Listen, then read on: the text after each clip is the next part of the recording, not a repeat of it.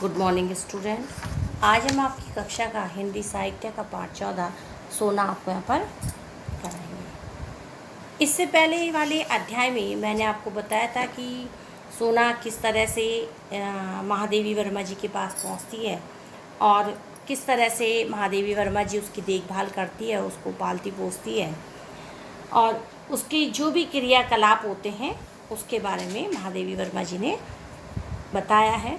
इससे पहले वाले अध्याय में मैंने आपको बताया था कि वे छात्रावास में किस तरह से हर एक कमरे में घूम घूम कर निरीक्षण करती रहती थी। अब हम आज आगे उसके आगे का अध्याय पढ़ेंगे। उसे छोटे बच्चे बहुत प्रिय थे क्योंकि उनके साथ खेलने का अधिक अवकाश रहता था। अब जब वह जिस छात्रावास में रहती थी तो वहाँ जब छोटे बच्चे रहते थे तो उस सोना को वहाँ खेलना बड़ा पसंद था क्योंकि उनके साथ खेलने के लिए क्या है, समय मिल जाता था। वह पंक्तिबद्ध खड़े होकर सोना सोना पुकारती और वह उनके ऊपर से छलांग लगाकर एक ओर से दूसरी ओर कूदती रहती।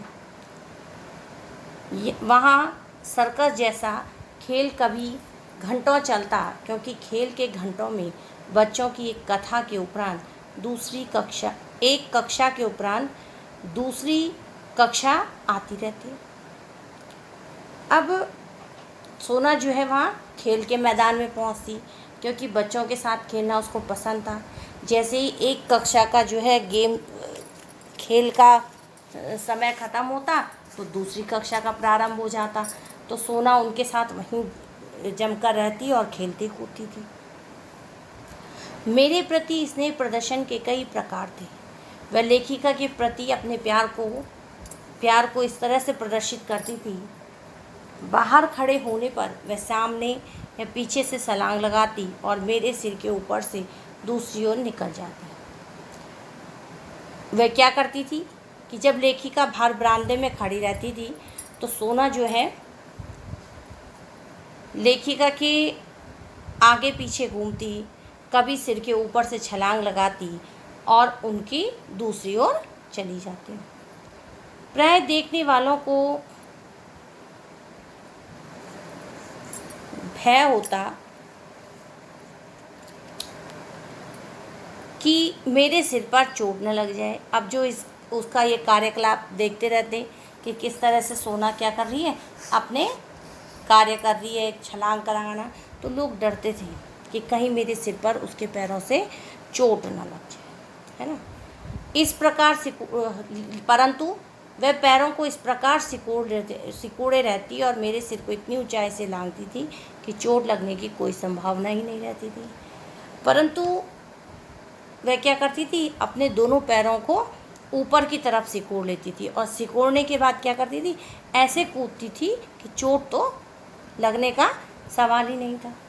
भीतर आने पर वह मेरे पैरों से अपना सिर रगड़ने लगती। मेरे बैठे रहने पर वह साड़ी का छोर मुंह में भर लेती और कभी पीछे चुपचाप खड़े होकर चोटी ही चबा डालती।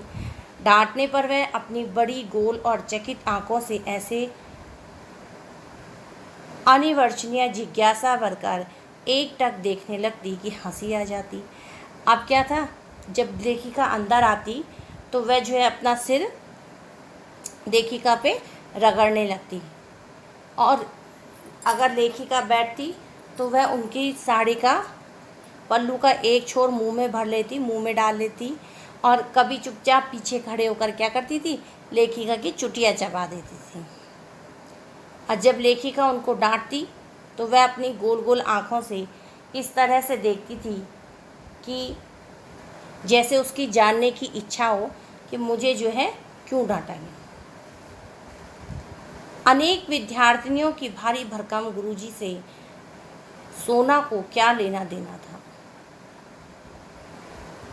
वह तो उस दृष्टि को पहचानती थी जिसमें उसके लिए स्नेह छलकता था और उन हाथों को जानती थी जिन्होंने यत्नपूर्वक दूध की बोतल उसके मुंह से लगाई थी। अब उन्हें क्या लेना देना कि इतने विद्यार्थियों की जो गुरु थी कौन, महादेवी वर्मा। वह तो सिर्फ क्या थी, ये पहचानती थी कि भाई इसने मुझे पाला है और जो हाथ मुझे दूध पिलाते हुए यही थे। केवल वे क्या करती, अपना स्नेह मेरे ऊपर छलकाती, यानी कि वह बड़े प्यार से महादेवी वर्मा जी के साथ खेलती। यदि सोना को अपने स्नेह की अभिव्यक्ति के लिए मेरे सिर के ऊपर से कूदना आवश्यक लगे तो वह कूदेगी। अगर उसको ये लगता है कि मुझे प्यार बरसाने के लिए क्या करना है, महादेवी जी के सर के ऊपर से कूदना है, तो वह कूदेगी। उस पर फिर डांट का कोई असर नहीं होगा। मेरी किसी अन्य परिस्थिति से प्रभावित होना उसके लिए संभव नहीं था। कुत्ता स्वामी और सेवक का अंतर जानता है और स्वामी के क्रोध के वो प्रत्येक मुद्रा से परिचित रहता है। स्नेह से बुलाने पर गदगद होकर निकट आ जाता है और क्रोध करते ही सभी और दैन्य बनकर दुबक जाता है। परंतु हिरण यह सब कुछ नहीं जानते। जैसे हम लोग कुत्ता पालते हैं तो उसको पता है कि मेरा स्वामी इस समय मेरे लिए क्या कर रहा है। मुझे डांट रहा है तो वह चुपचाप पूँछ हिलाता हुआ वहाँ से चला जाएगा, या फिर मुंह मार के कुछ चाटेगा, मनाने की कोशिश करेगा। पर उसको जब ये पता होता है कि भाई नहीं, मेरा मालिक तो क्या है, बहुत गुस्सा है, तो वो क्या करते हैं, चुपचाप वहाँ से चले जाते हैं, क्योंकि उनको भय है कि अगर हम मालिक के साथ बदतमीजी करेंगे तो मालिक क्या करेंगे, डांट रहे हैं। वह ये चीज़ जानते हैं, लेकिन हिरण इन चीज़ों को नहीं जानता। अतः उसका पालने वाले से डरना कठिन है। यदि उस पर क्रोध किया जाए तो वह अपनी चकित आँखों में और अधिक विस्मय भरकर पालने वाले की दृष्टि से दृष्टि मिलाकर खड़ा रहेगा, मानो पूछता हो कि यह उचित है। ये केवल इसने पहचानता है, उसकी स्वीकृति बताने के लिए उसकी विशेष चेष्टाएं हैं। उसको ये समझ में नहीं आता है कि उसको डांटा जा रहा है तो क्यों डांटा जाता है ना। वह तो केवल क्या है, उस स्नेह को जानता है जो वह लेखिका पे झलकाता है और लेखिका उसको प्यार करती है। मेरी बिल्ली गोदुली, बिल्ली का नाम क्या है, गोदुली।